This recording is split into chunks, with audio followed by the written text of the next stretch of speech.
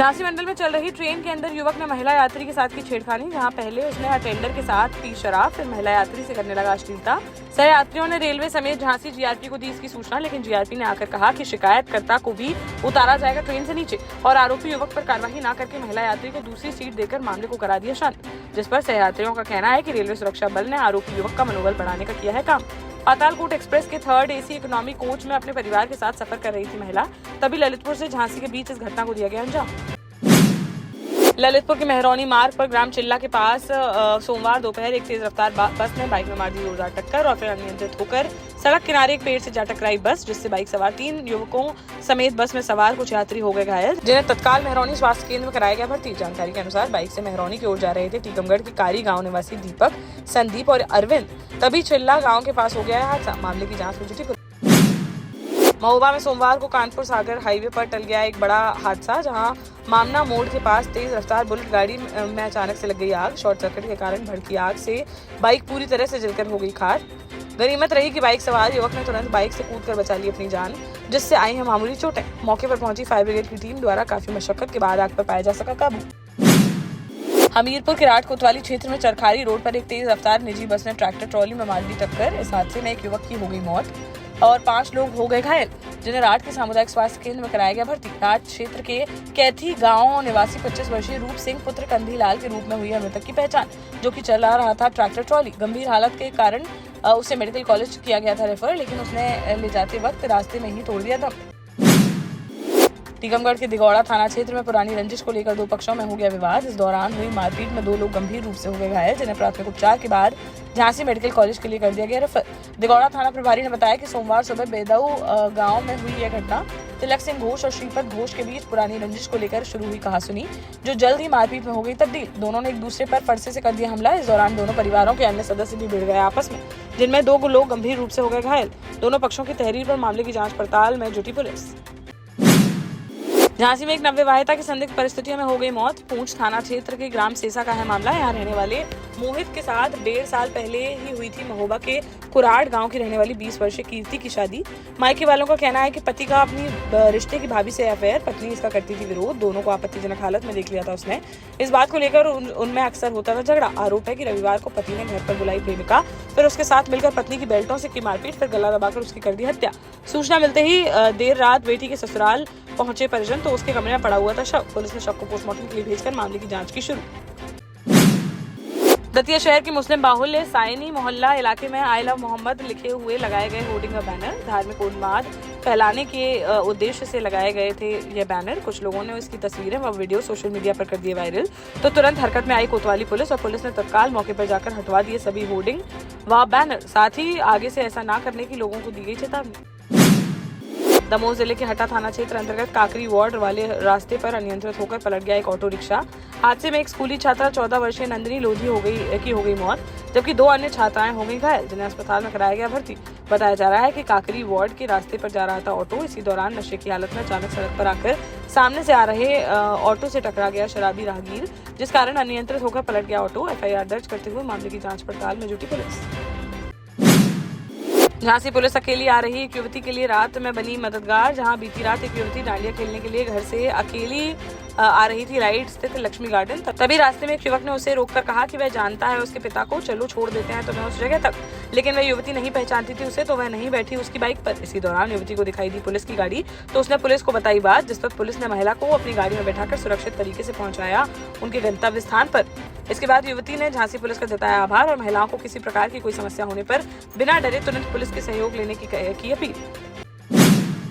देश का जाना माना सैनफिन ग्रुप आपके लिए फिर लाया है झांसी में वास्तु के हिसाब से फ्लोर प्लान सहित एक शानदार टाउनशिप, जिसमें सुरक्षा की दृष्टि से CCTV, एक ही ग्रैंड गेट से एंट्री और एग्जिट, चौड़ी सड़कें, parking, car wash area, senior citizen and international fountain parks, swimming pool, gym, badminton, tennis आदि courts, school, hospital, shopping mart आदि कई सुविधाएं। इसीलिए तो हम झांसी में लोगों की पहली पसंद।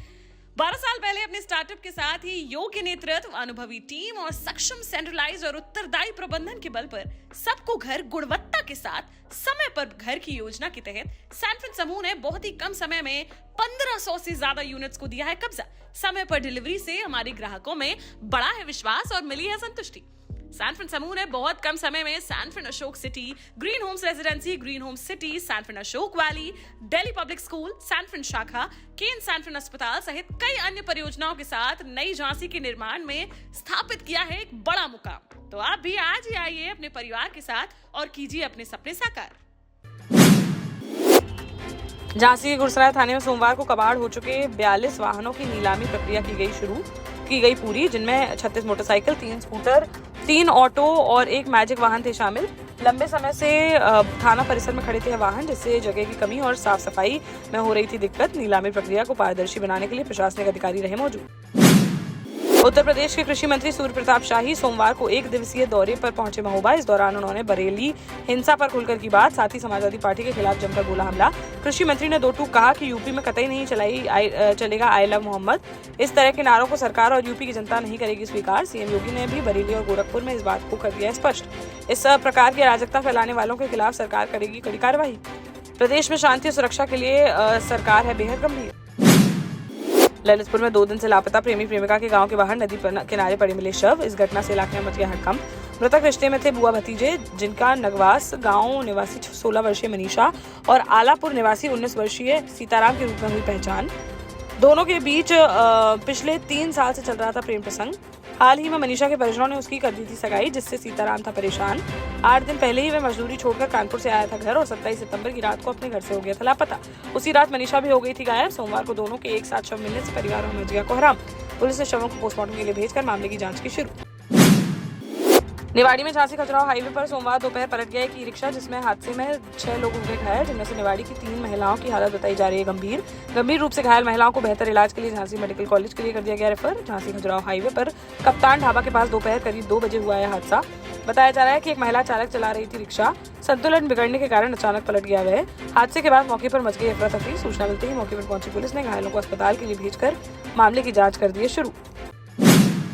झांसी के प्रमुख राजमार्गों पर पिछले 48 घंटों में लगा हुआ है भीषण जाम। झांसी ललितपुर और झांसी हाईवे, झांसी शिवपुरी राजमार्गों पर वाहनों की देखी जा रही है लंबी कतारें, जिससे यातायात बुरी तरह से हुआ है प्रभावित।